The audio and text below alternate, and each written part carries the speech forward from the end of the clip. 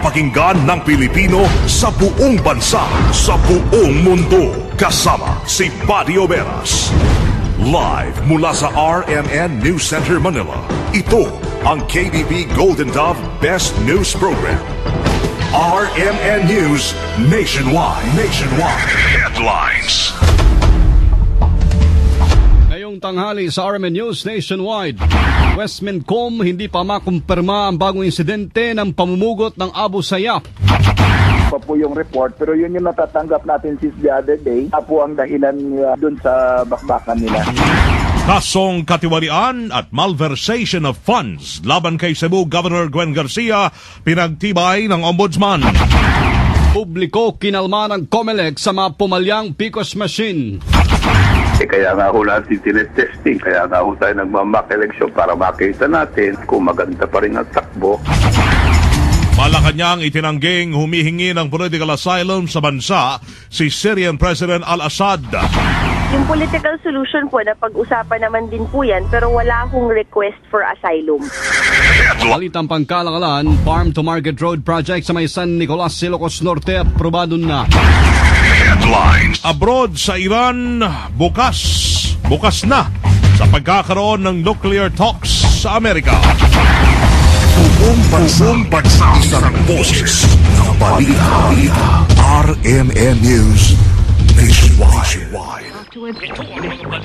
Sa Pilipinas, maraming radyo, pero iisang network lamang ang may pinakamaraming numero 1.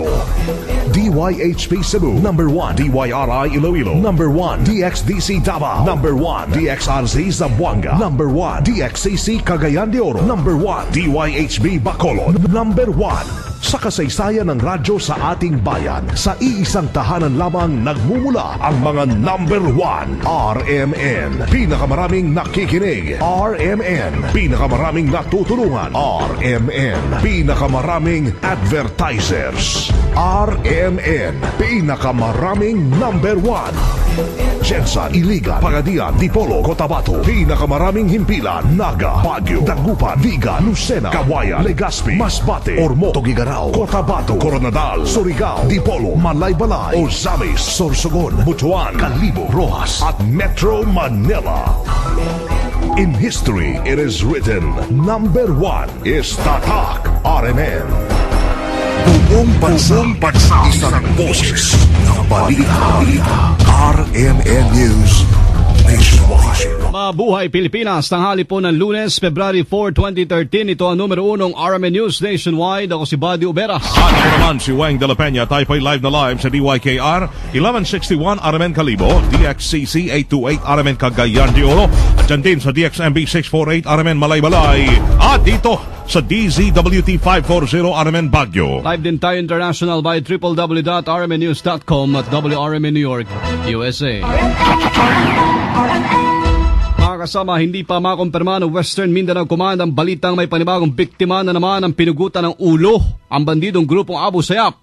Itibunsod po na lumalang hidwaan ng ASG at ng Moro National Liberation Front o MNLF sa Sulu. Sa interview ng RMN kay Colonel Jose Bayani Gusela, Directorate for Integrated Police Operation o Westmincom, patuloy pa rin nilang kinukumpirma na sabing balita. Bagamat kumpirmadong may hidwaan ngayon ang dalawang grupo dahil sa hindi pagkakasundo sa negotiation operation sa kinidnap na Jordanian TV journalist na si Bakir Atchani. Actually, yun din ang natatanggap natin na report regarding dun sa higwaan ng AHG at MNLF. Meron na pong pinugutan, pero actually as of this time, kahit ang Westmincom wala pang confirmatory report considering bali intelligence report lang muna yung natatanggap natin. Samantala, kinumpirma po ni Gusela na pinalayan ng dalawang Pinoy crew nga na kasamang kinidnap ng Jordanian journalist na si Ramil Vela at si Buboy Letrero na walang kapalit na namang ransom. Si Atchanet ang dalawang local TV crew nito ay 8 buwang hinawakan din ng ASG. Ang dalawa, isinatid daw sila ng tricycle doon sa Holo proper. Habol sila doon sa last trip ng barko papuntang Zamboanga. Si Romel tumawag sa asawa niyang si Mena. Kaya nakipag-ugnayan sila sa PNP at na-recover itong dalawa doon. Si Colonel Jose Bayani Gusela, ang Directorate for Integrated Police Operation ng Westmincom sa interview ng RMN. Yung pagpapalaya sa dalawang crewman sa Sulu, walang inilabas na ransom money. Ayon ho yan sa PNP. RMN Nationwide Report. Sama natin sa Balita Live, Rhea Mamogay. RMN Report.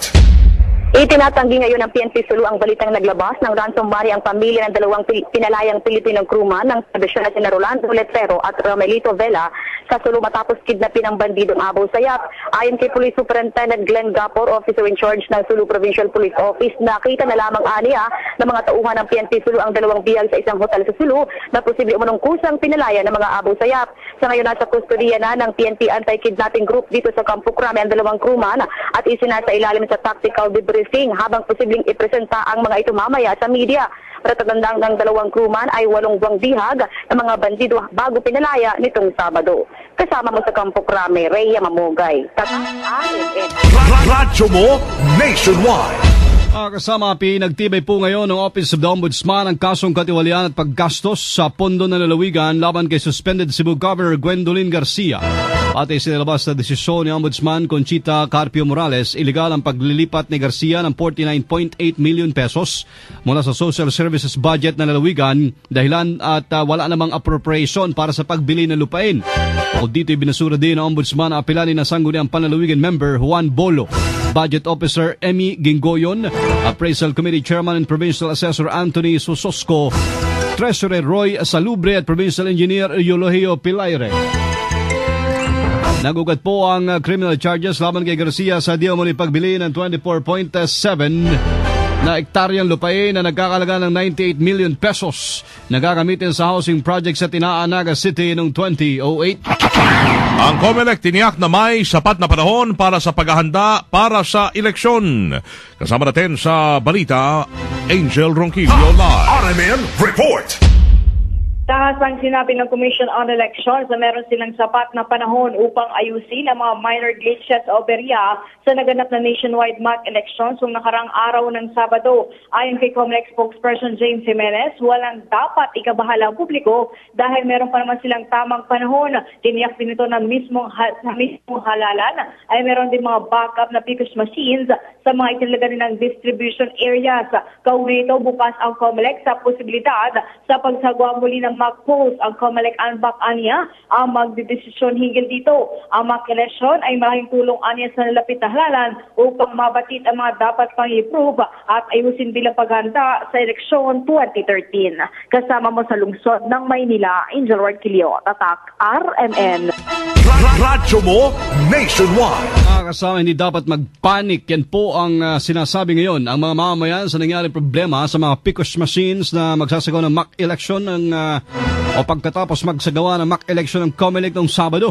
Sa interview ng RMN, sinabi ni COMELEC Chairman Sixto Brillantes, magandang maaga para po ay nakita na kagad ang problema at nang magagawa ng solusyon. Nilinaw naman ito na hindi makakapekto sa kredibilidad ng malinis na halalan na naging problema ng mga PCOS machine.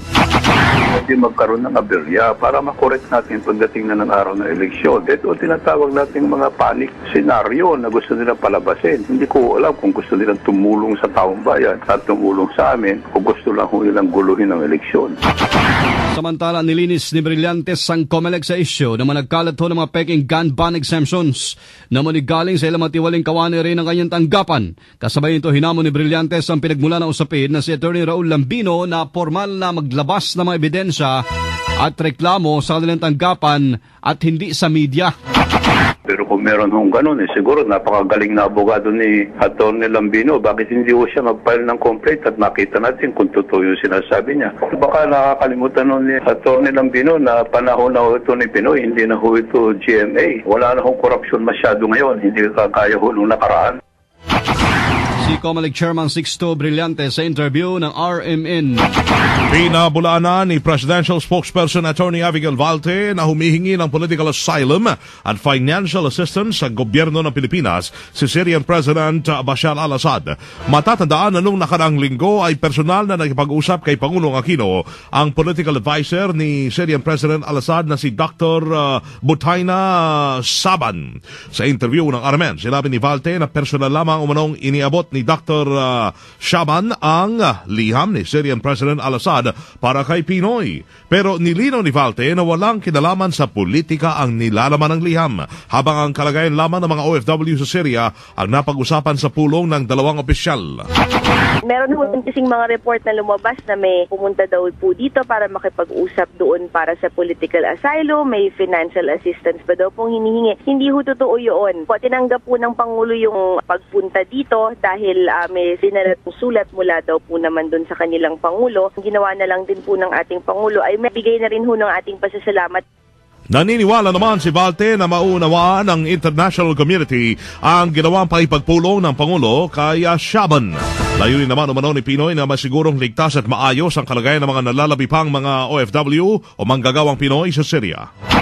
Yung marami po kasi doon sa ating mga kababayan sa Syria ay mga domestic helpers. Bago po yan mailabas ng Syria, kailangan ho ng exit visa, kailangan ho ng pahintulot sa kanilang mga employer. So talagang individual ho ang pagkakausap dyan.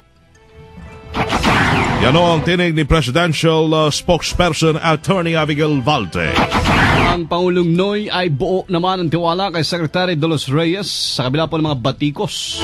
Kasama natin sa Balita Live, Deo de Guzman. RMN Report. Binigyan din ng Palasyo ng Malacanang na sa kabila ng mga batikos na ibinabato ng ilang militanteng grupo maging ng Simbahang Katolika kay Agrarian Reform Secretary Virgilio de los Reyes ay natatamasa pa rin ito ang trust and confidence ni Pangulong Ninoy Aquino.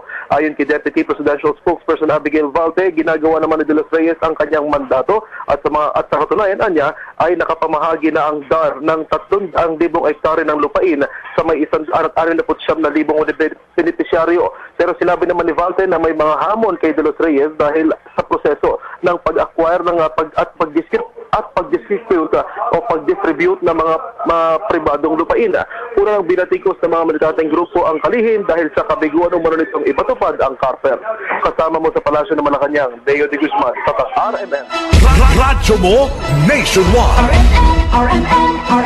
RMN News Negosyo. Kasama inaprobahan na ang pagpapagawa ng 18 million pesos na farm-to-market road sa may San Nicolas, Ilocos Norte. Ang nasabing project po ipatutupad sila ng Agrarian Reform Infrastructure Support Project Phase 3.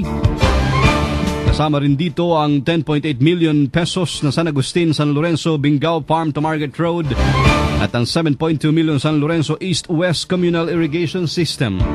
Ang 8 kilometrong haba ng farm-to-market road ay mag-uugnay sa 4 na sumasakop na barangay sa East at sa West na kinabibilangan po ng San Marcos, San Lorenzo, San Agustin at San Guillermo para mas mapadali ang paghatid ng kanilang mga kalakal sa kabayanan. RMN News Abroad. Bukas na ho ang Iran sa pagkakaroon ng direct nuclear talks sa Amerika. Kasunod na rin ito ng naging suwestyon ni US Vice President Joe Biden na handa ang Washington na magkaroon ng direktang pakipag-usap sa Iran. Ayon kay Iranian Foreign Minister Al-Akbar Saleh, isang step forward ang nasabing pahayag kung saan bukas sila sa panibagong round ng negosasyon kaugnay sa nuclear program ng Islamic country. Gayunpaman, walang ibinigay na commitment ang Tehran sa dalawang proposal. Unang inihayag ni bagong US Secretary of State John Kerry na handa niyang bigyan ng lahat ng tsansa ang diplomasiya para sa pagresolba sa standoff sa Iran. Live tayo mga kasama mula sa RMN News Center, Makati City, Metro Manila, Philippines. Inyo pong narinig ang numero 1 RMN News Stationwide ngayong Lunes, 4 ng Pebrero 2013. Ayong buntag sa mga taga-Butuan, susunod na hulyan sila kasamang Jerry Campos at Sassy Babar sa RMN News Diretso Balitang Butuan sa numero 1 DXBC 693. At panoorin ang aming po naging pagbabalita ngayon alas 12 ng tanghali. Siyempre sa YouTube, i-type lamang ang RMN News Nationwide. At kasama niyo po sa serbisyo publiko mga kasama, ang Ako si Buddy Oberas. At Weng de la Peña. Dito pa rin sa tahanan na may pinakamaraming number 1 sa 2013, pinakamaraming himpilan sa 2013, RMN Radyo Mo nationwide. 60 years ng maasahang public service nationwide. Pinakamalaking mga balita, abot sa bawat Pilipino, saan man sa bansa. RMN News Nationwide. Katang alas 12:16.